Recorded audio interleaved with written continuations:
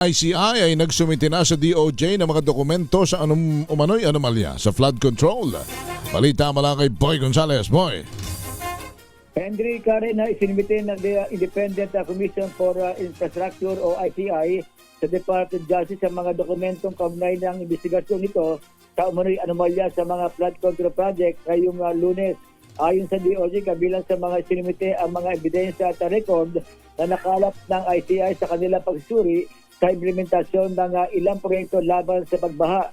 Layo ng hakbang na mabusisi ng DOJ kung may sapat na basehan upang magsampa ng kaukulang kaso laban sa mga posibleng sangkot sa irregularidad. Hindi pa naglalabas ng karagdagang detalye ang ICI hinggil sa nilalaman ng mga dokumento habang inaasahang magsasagawa ng mas malalim na investigasyon ng DOJ batay sa mga isinumiting dokumento.